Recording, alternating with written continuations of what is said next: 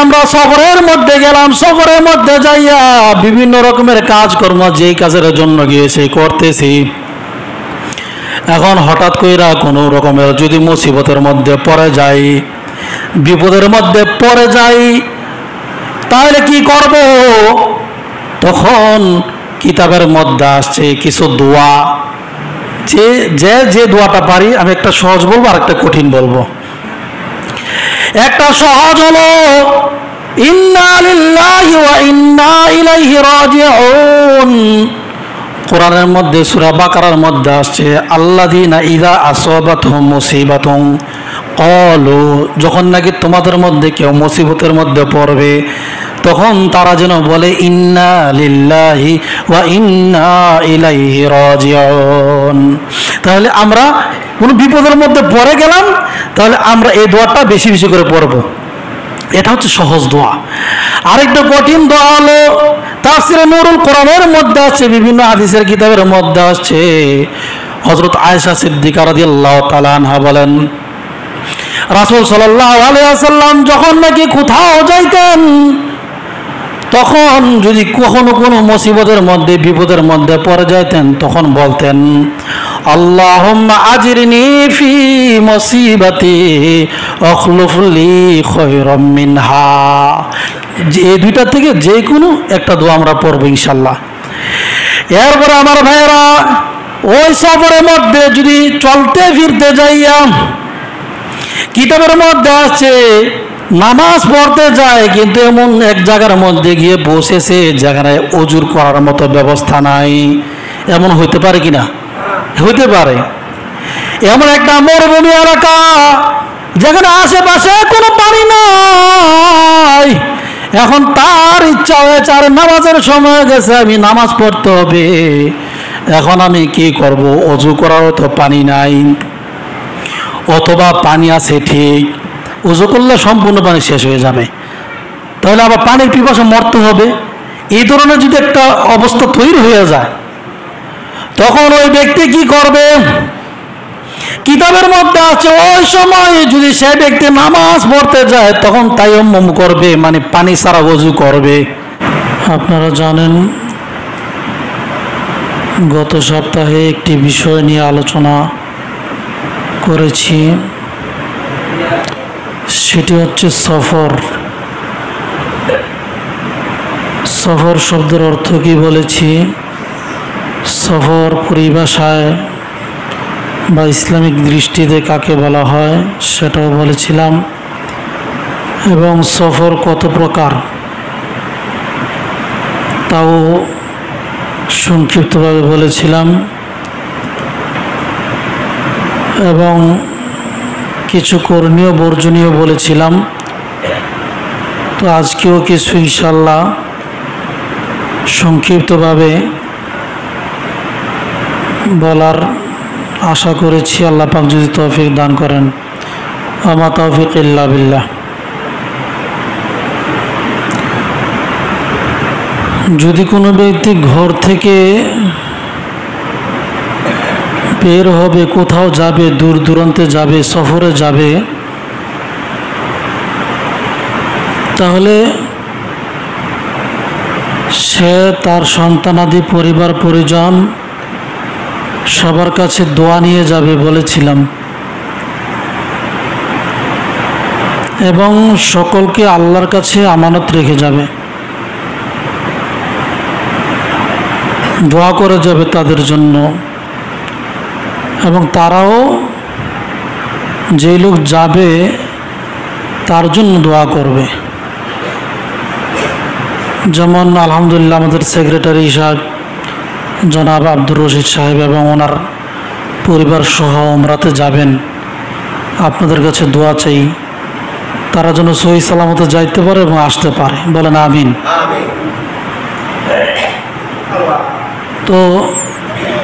তো বিভিন্ন জায়গায় বিভিন্ন কারণে যেতে হয়। তো আমরা যেখানে যাব, দূর দূরান্তে যাই, নিজের ঘর থেকে যদি বের হতে হয়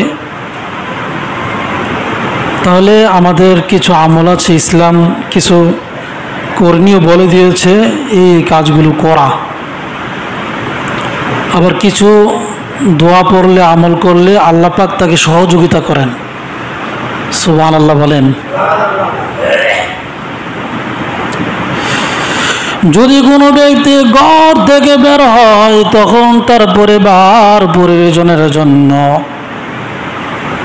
যেমন দোয়া করবে, আমানত রেখে যাবে, তাহলে ওই আমানতটা আল্লাহ রাব্বুল আলামিন আমানত হিসাবে গ্রহণ করে নেন। যেরকম সুবহানাল্লাহ। অন্তত পক্ষে এইভাবে বলা, আল্লাহ তোমার জন্য, তোমার কাছে আমার আত্মীয় স্বজন, পরিবার পরিজন, ছেলে মেয়ে সকলকে রেখে গেলাম, আল্লাহ তুমি হেফাজত করো। এদের বলতে পারবো না ইনশাল্লাহ? আমার ভাইয়েরা, কিতাবের মধ্যে আছে, ইমাম গাজালি রহমাতুল্লাহ আলাইহির কিতাবের মধ্যে উল্লেখ করা হয়েছে, হযরত ওমর রাদিয়াল্লাহু তাআলা আনহু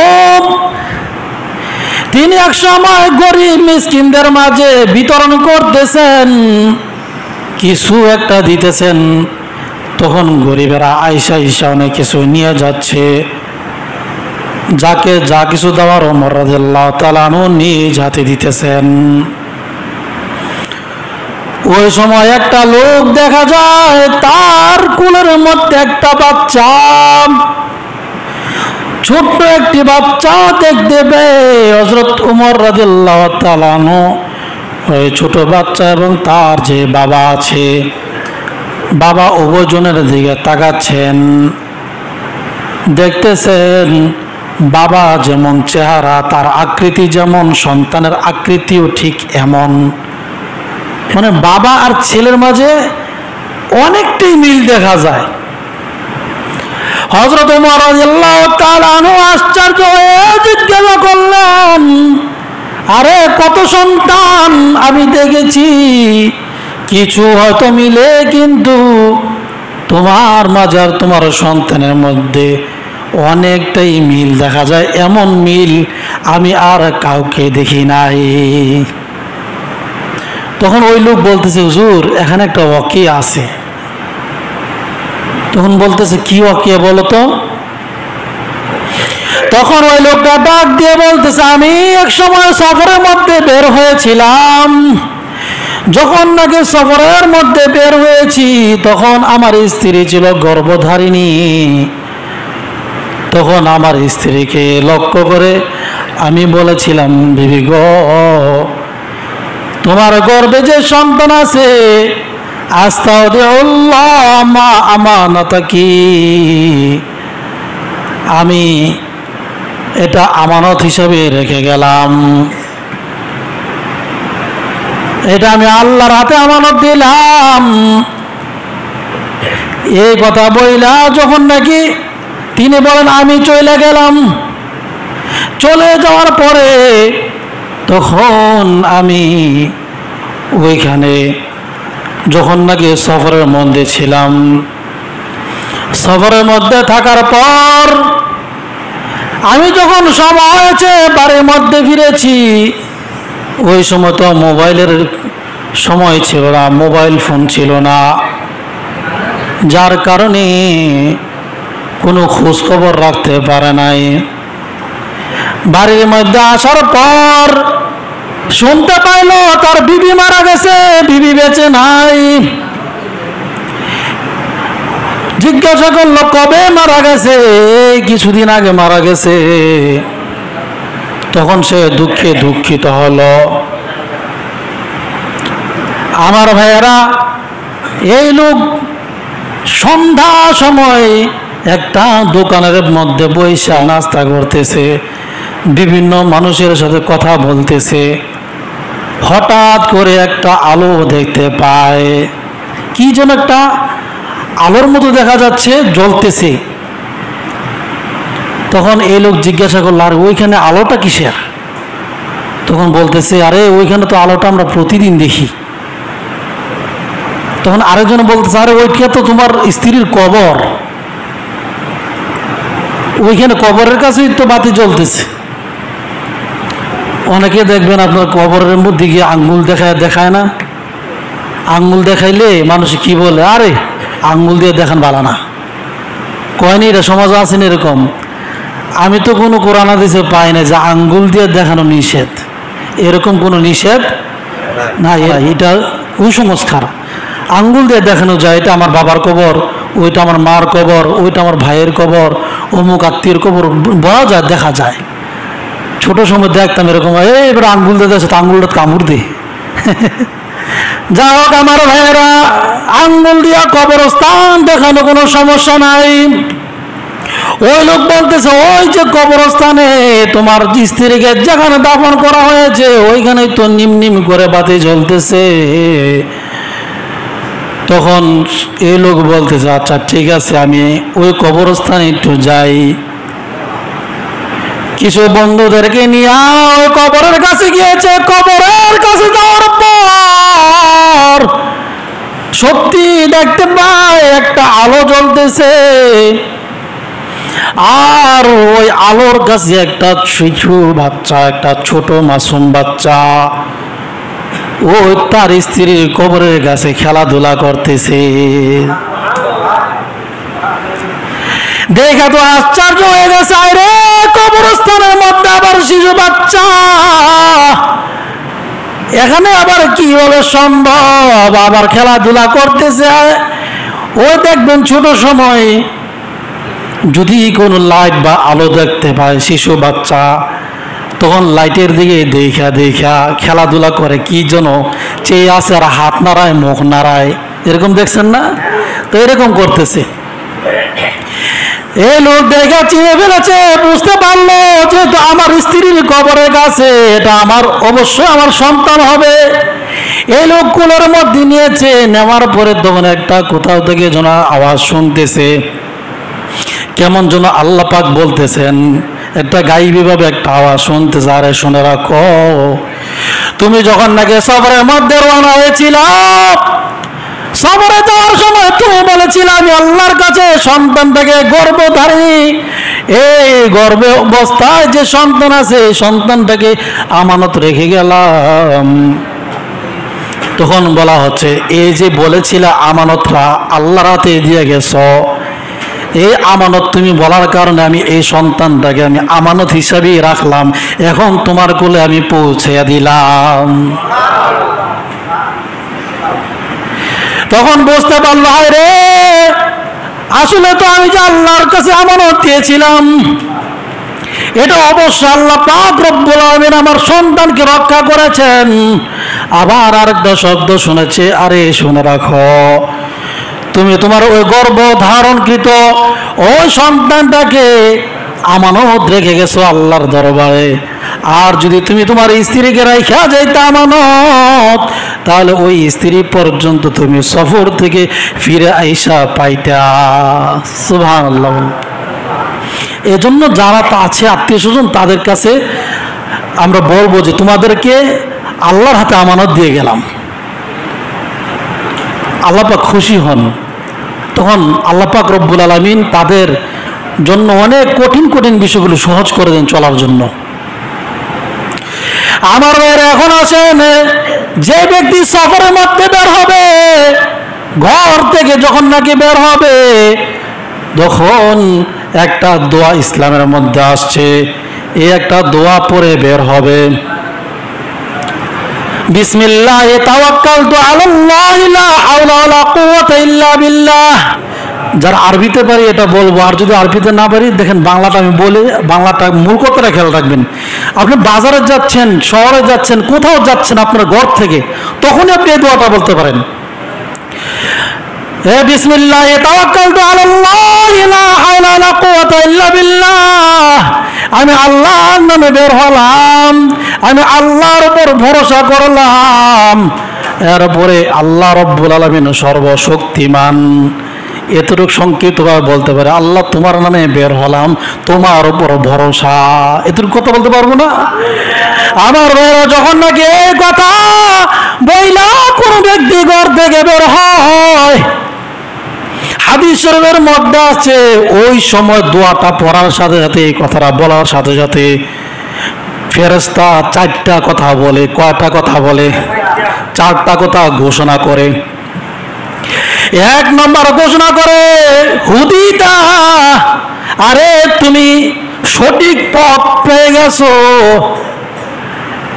এরপরে দ্বিতীয় নম্বর কথা বলে উফিতা, তুমি শুনে রাখো, তুমি যে দোয়া পয়রা বের হইছ, তুমি যথেষ্ট হয়ে গেছো, আল্লাহ রাব্বুল আলামিন তোমার জন্য যথেষ্ট হয়ে গেছেন। সুবহানাল্লাহ। এরপরে তিন নম্বর বাক্য বলে মুকিতা, আরে তুমি যে দোয়া পয়রা বের হইছো, তুমি বিপদ আপদ থেকে মুক্ত হয়ে গেছো। বিপদ থেকে মুক্ত করার মালিক কে? ও ভাই, কত রকমের বিপদ আপদ আপনি কল্পনা করতে পারবেন না। আপনি মনে করবেন আরে কত শতবার আমি ওই জায়গায় গেছি, অমুক জায়গায় কতবার গেছি হিসাব নাই, কিন্তু আপনি তো কল্পনা করতে পারবেন না এইবার যাওয়াটা হয়তো আমার বড় ধরনের দুর্ঘটনা হইতে পারে। যদি দোয়াটা পয়রা যাওয়া হয়, আল্লাহ রব্বুল আলামিনের পক্ষ থেকে ফেরেশতা বলবে শুনে রাখো, শুনে রাখো, তুমি বিপদ মুক্ত হয়ে গেছো। এরপরে চতুর্থ নম্বর বাক্য বলে তানাহা আনহু শাইতান, শুনে রাখো, শুনে রাখো, তুমি শয়তানের ধোঁকা থেকে তুমি দূরে সরে গেছো। সুবহানাল্লাহ। এই ফেরেশতার চারটি ঘোষণা আমরা পেয়ে যাব।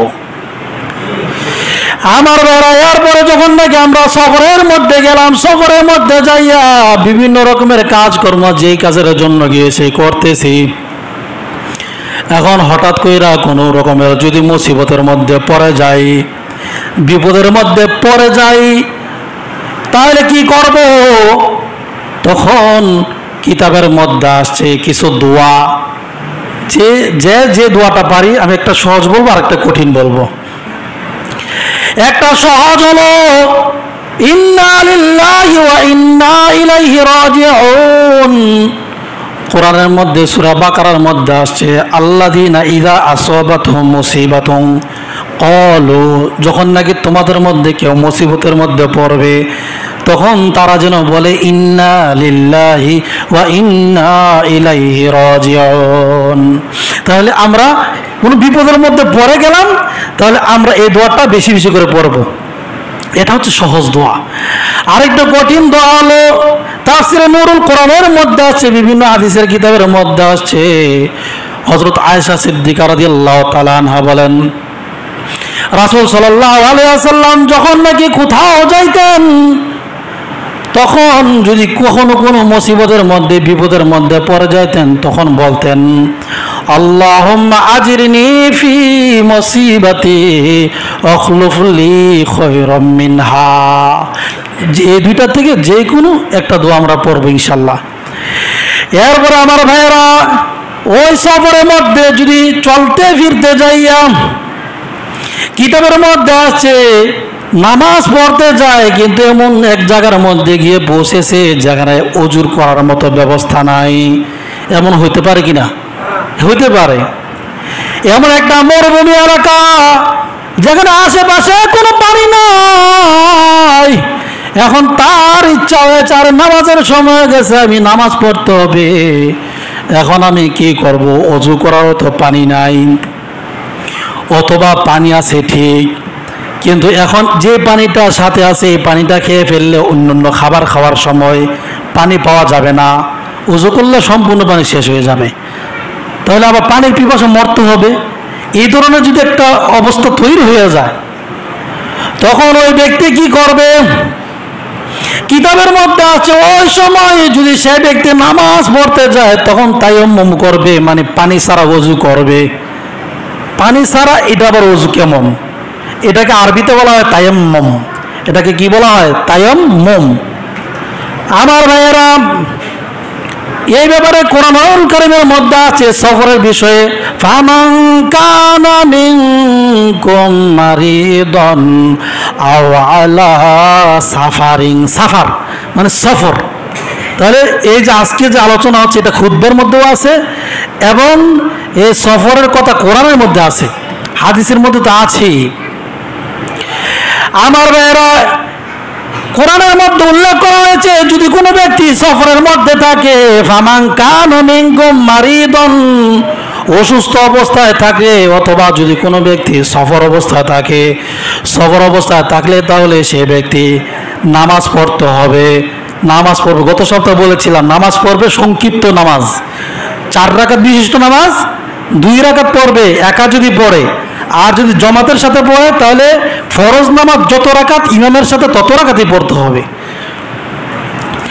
আচ্ছা যাই হোক, এরপর আসেন যখন নাকি কোনো ব্যক্তি সফরের মধ্যে সফরের যে কাজগুলো আছে সফরের সম্পূর্ণ কাজগুলো শেষ করে আবার যখন নাকি বাড়ির মধ্যে ফিরবে, কিতাবের মধ্যে আসছে ওই ফিরার সময় তার যে সামর্থ্য আছে সামর্থ্য অনুযায়ী সে কিছু উপহার নিয়ে আসবে, উপঢৌকন নিয়ে আসবে। মনে করেন হজ থেকে আসতেছে, উমরা থেকে আসতেছে, অথবা দূর দূরান্তে ঢাকা অথবা চট্টগ্রাম দূর দূরান্তে কিছুদিন থাকার পরে আসতেছে, এখন আত্মীয় স্বজন পাড়া প্রতিবেশীর জন্য কিছু উপহার নিয়ে আসবে, আতর, তসবিহ ছড়া অথবা নামাজের মুসল্লা, এই ধরনের একটা কল্পনা নেবেন কাকে কাকে দেওয়া যায়। হ্যাঁ, এটা এই হাদিয়াটা কিছু নিয়ে আসা সামর্থ্য অনুযায়ী এটা হচ্ছে সুন্নত। এরপর আমার বেরা কিতাবের মধ্যে আছে যদি কোনো ব্যক্তি বাড়ির মধ্যে আসে, বাড়ির মধ্যে আসার পরে ওইখানে আইসা শুকরিয়া স্বরূপ ঘরের মধ্যে পৌঁছার পরে 2 রাকাত আবার নামাজ পড়বে। কয় রাকাত? 2 রাকাত। যাওয়ার সময় পড়া হয়েছিল 2 রাকাত, আবার আসার পরে শুকরিয়া স্বরূপ পড়বে কয় রাকাত? 2 রাকাত। এটা হলো শুকরিয়ার নামাজ। কারণ শুকরিয়া নামাজ এই জন্য যে আল্লাহ পাক আমাকে সফরের মধ্যে নিয়েছেন, এত দূর দূরান্তে এত জায়গায় ঘুরলাম, এত জায়গায় ঘুরে পরে এরপর তো কাজকর্ম করার পরেও আমাকে জানে মালে বিভিন্ন বালা মুসিবত থেকে আমাকে হেফাজত করেছেন, আর সামান্য কিছু বিপদের মধ্যে বললো আল্লাহ পাক উদ্ধার করেছেন। আমি যে সশরীরে আমার অঙ্গ প্রত্যঙ্গ ঠিক রেখে আমি বাড়িতে আসতে পারলাম, সেই জন্য আলহামদুলিল্লাহ 2 রাকাত নামাজ। যা হোক, যা কিছু বললাম সংক্ষিপ্তভাবেই বললাম। আরও এই সফর সম্পর্কে মুসাফির অবস্থায় আরও বিভিন্ন সময় বিভিন্ন মাসালা আপনাদের প্রশ্ন জাগতে পারে, যেহেতু সফরে যাওয়া অবস্থা কি করতে পারি, ওইখানে যাওয়ার পরে এই অবস্থা তৈরি হয়, তাহলে কোনো কিছু জানার থাকলে আমাকে আলাদাভাবে আবার প্রশ্ন করবেন, ইনশাল্লাহ আমি চেষ্টা করব সহিটা আপনাদেরকে বলার জন্য। যা কিছু বললাম আমাকে আমল করার এবং আপনাদেরকেও আমল করার তৌফিক দান করুন, বলেন আমিন। ওয়া আখিরু দাওয়ানা আলহামদুলিল্লাহি রাব্বিল আলামিন।